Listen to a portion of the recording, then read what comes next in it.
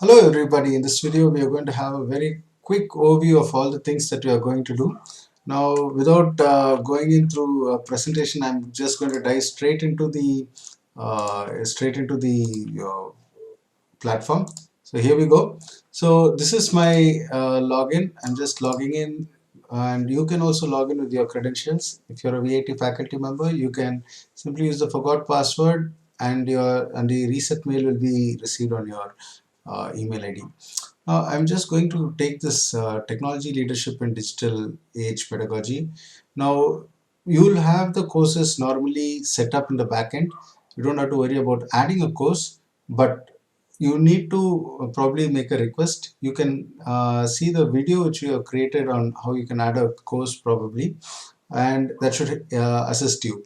So maybe if you open up Moodle and it's the first time that you're experiencing Moodle, this is what you're going to see. A page where you can probably add content. Now on the left side, if you see, you can see the course name. You'll see the list of participants. At the present, I've added one of my close friend and colleague, Professor Simon, and his role has been given as a student. And going forward, you see that you can award some badges. You can add a badge, and it's like a merit part which you can give. This could be probably called as the gamification part of it. Then you got some competencies which you can add, which is nothing but actually your SLOs. However, when you're adding these competencies, the way the grades are done could be altered. So for the present, I'm just leaving it out of the discussion. We will go on to the grades, and this is another area which we'll be going to look at. And this will be a dashboard and the site home. This could be looking a little different from each of for each of us. The other part is the what we'll call as the blocks. So you can add a few blocks. In particular, I am going to show you a few blocks. For example, the quick mail block which is there. Now these blocks help you to probably add a little more functionality to your course, and probably I'll just quickly show you how to add a block. We will go to the course, and let's just wait for it to load. Yeah, so you can just go to the course of your choice. In this case, I'll still prefer to go to um, technology leadership in the digital age. You also see that the last course which you choose is the one that is there in the beginning. So when we go into this course, the first concept which should be seen is you should always turn editing on, and if you do that, you'll see a whole world open before you. So now you see there's nothing which you can edit. However, the moment you give turn editing on, and this happens only for the teacher's role, so you'll see that a lot of other features come alive. Okay, now we were wanting to add a block, so you just give add a block. It comes after you give turn editing on, and I'm going to add the email.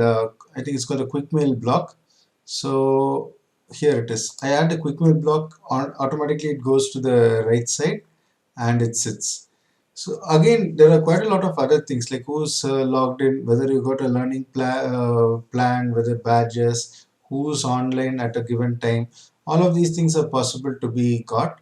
And this is a very powerful feature. You can create a mail and it will go to all the members of the course. However, I'm not going to go into the nitty-gritties of that now. And in the previous lecture, you would have seen that there are what you call as activities, resources, and grades. We saw the grade book just now, and we are also going to have the activities and resources added here. And moving on, each of these will have a description. So what can be done with it? And this is a very interesting and important thing which probably all of us need to understand. And once we are able to add an activity, I mean, like once we know what is an activity and what's a resource, a lot of the things are done. And I'll probably add that, before we go into the dive into creating content or adding the stuff into Moodle, it's very important that we plan out what we want to do. In fact, there are two things which were done before I started this video. Firstly, I needed to get the technology in place that made me comfortable when I was doing this video. So that is the video part where I looked at the frame rate of my cameras, where I looked at the way I can get a color balance, the light, so that there's no reflection on my glasses, and so on and so forth. Like, I want to do it at 4K. So what is it that I have to do to get the 4K effect?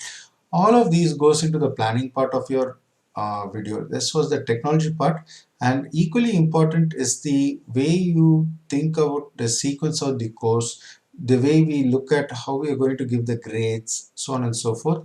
And once you get all of this in place, then only probably the course is going to be effective. Now, I am not saying that this may be the best of courses which you have all attended, but I'm also curious to understand how this can be made better so that we all benefit from this exercise. So, my dear friends, in this particular video, we've been looking at what are the things which you can do in Moodle. First thing, you log in. After that, you turn editing on.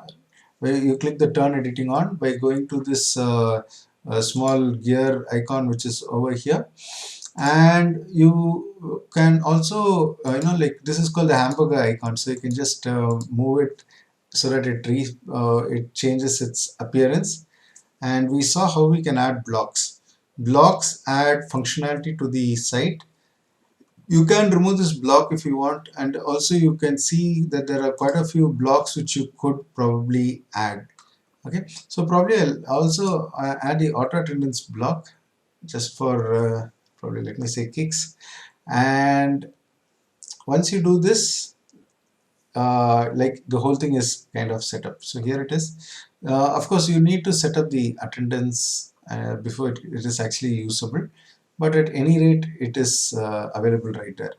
And probably what we'll do is we just have a look at the same thing from the eye of a student. Now, this is the only block which is made available to the student account, because we don't want really students to be sending mass mail, even if it's within the course. So for this reason, you will find that it is the student account is not going to be having that feature.